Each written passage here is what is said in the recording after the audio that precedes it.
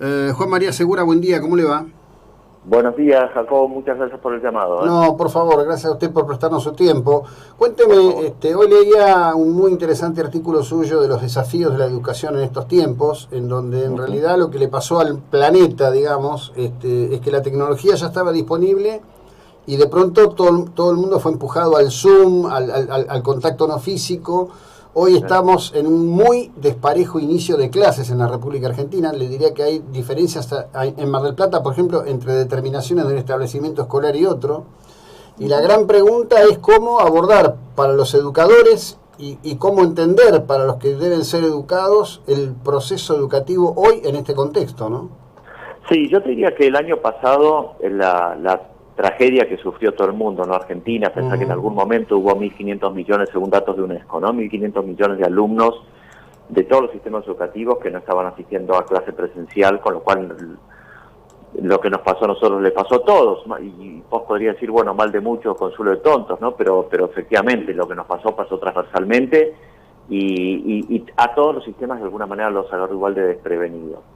Pero yo te diría que el año pasado aprendimos dos cosas muy importantes, medio obvias, pero muy importantes. Primero aprendimos que el mundo tiene desde hace 20 años una cantidad casi infinita en términos de posibilidades de uso de recursos digitales que no estamos utilizando, ¿no? Levantamos la cabeza de Ujú. golpe, el sistema levantó la cabeza, miró a la nube y dijo, existe, no sé, la Khan Academy. ¡Wow! Sí, pero existe desde el 2006. Existe Google Meet o Google Teams. Sí, pero existe desde hace años. Claro. Con lo cual, lo primero que notaron fue que esto no funcionaba hacía años. Eso fue lo primero. Y lo segundo que notaron también, que yo creo que tiene el mismo nivel de trascendencia, que es que el sistema educativo, escolar y también universitario, estaba colonizado por un perfil de aprendiz que no terminábamos de entender muy bien, que es el de los centennials. Sí, sí. Ahora, ¿qué hacemos con toda esa información? Bueno, yo hubiese querido que el año pasado toda esa información se pusiese al servicio del diseño de un plan alternativo a juego, que fuese un sistema de enseñanza remota, de base no presencial, por si nos volvía a pasar una situación así. Bueno, eso no ocurrió. No, porque yo creo que de alguna manera estructuralmente y culturalmente el sistema educativo resiste estas herramientas. No son todos, pero el sistema como sistema las resiste. Este, Sí, sí, hay algo en el diseño que al final del día, cuando la educación es una política pública, no es el afán de un grupo de padres que Ujú. desean que sus chicos sean doctos o librepensadores y se reúnen y regentean a los educadores. La escuela como la conocemos es una política pública que se instituyó en 1884 y de ahí adelante solo se masificó y se complejizó, pero que llegado a este punto tiene tal nivel de complejidad de diseño que tenés a cada parte del sistema militando por su propia supervivencia y no por el rendimiento del todo.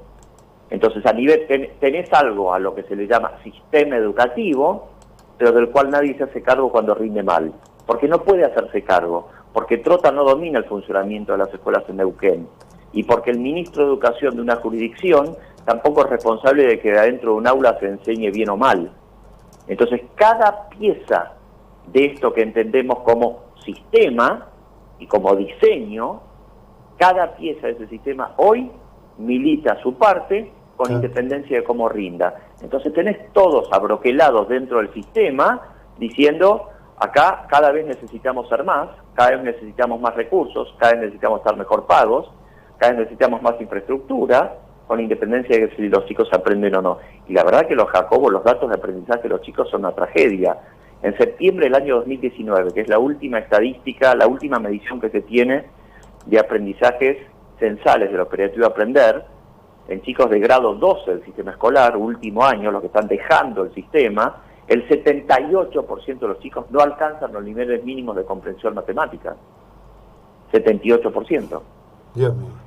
Entonces digo, ¿a quién hacemos responsable de eso? Bueno, tal vez si diseñásemos, por eso la nota a la que hace referencia, me parece que trata un poco de eso. Sí, sí, claro. Tal vez si tuviésemos un plan alternativo de juego que los padres podrían decidir utilizar o no, de acuerdo a su conveniencia, tal vez podríamos ver si otro sistema cumple mejor el mandato fundante del sistema educativo que el sistema que tenemos actualmente, ¿no? Que no lo cumple, claramente. Bueno, indudablemente, lo que ocurre es que, a ver, digamos, yo suelo decir aquí que en los años por venir, cuando quienes puedan ver este tiempo presente como tiempo pasado y por lo tanto hacer una lectura histórica de este momento, advertirán que la pandemia ha tenido en algún caso ciertos efectos positivos, que es el de poder advertir lo que ocurre, porque estamos hablando de 2019, ¿sí? Sí, claro. Claro, entonces quiere decir que el problema que estaba ya existía. En realidad el problema empieza a mediados de la década del 80, cuando en la provincia de Buenos Aires comienzan a dar imboche las inspectoras escolares la orden a las directoras de que todos tenían que pasar porque si no era discriminatorio.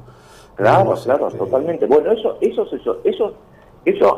se termina instituyendo como una política no escrita. Claro. Hoy se sabe, porque se reciben algunas comunicaciones internas que se filtran del sistema, se sabe que cuando los chicos cuando las escuelas sufren el costo de estar cerrados muchos días por paro, que llega la orden del inspector o de la directora que dice, dado que hubo paro, dado que los chicos no pudieron asistir, dado que no se cumplió el contenido, tal, dense por aprobado los chicos.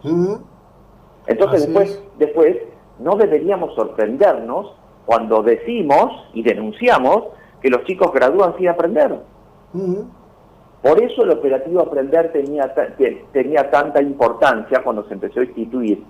El operativo Aprender es un operativo de medición de calidad de aprendizaje de 4 dimensiones, de 4 contenidos, en 4 ciclos distintos, que tiene carácter censal. Por primera vez en Argentina, desde el 2016, empezamos a tener información completa de la escuela rural y la urbana, de la pública y la privada, de nivel primero y secundario, información completa de si los chicos alcanzaban o no los niveles mínimos que deberían alcanzar.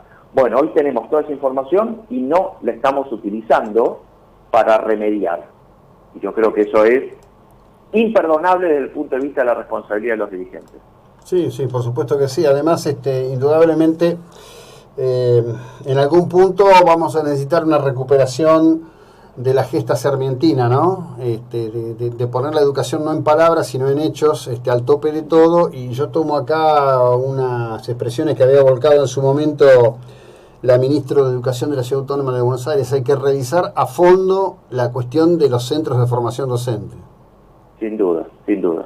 Sí, hay que revisar a fondo y hay que revisar, por eso lo digo, hay que revisar también los supuestos, no solo la currícula, porque a veces creemos que es un tema de currícula, que cambiamos la currícula, entonces finalmente en vez de aprender A, los docentes van a aprender D, y ya sabiendo D van a estar en condiciones de ir al aula y hacer que aprendizajes que no ocurrían de golpe aparezcan. Me parece que acá hay que cambiar todo, hay que cambiar empezando por qué entendemos hoy por un aprendiz escolar. El centennial que hoy está dentro de la escuela, el centennial es una caracterización de una franja de niños nacidos entre aproximadamente 2000 y 2015, el centennial es una persona que tiene características totalmente diferentes a todos los alumnos que hayan pasado antes por el sistema escolar. Bueno, ¿lo estamos entendiendo adecuadamente? ¿Consensuamos quién es?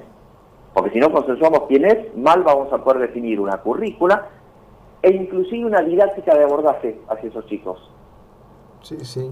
Bueno, me quedo con esto último para una próxima charla porque estoy en el límite de mi tiempo, pero es interesantísimo poder hablar de quién es ese alumno centennial que hoy está concurriendo a una escuela donde la mayor parte de sus docentes están culturalmente profundamente alejados de ellos. Te agradezco enormemente la ilustración y el tiempo que nos has dedicado, es muy amable. Muchas gracias por la comunicación. Bueno, Juan María Segura, especialista en tecnología y educación.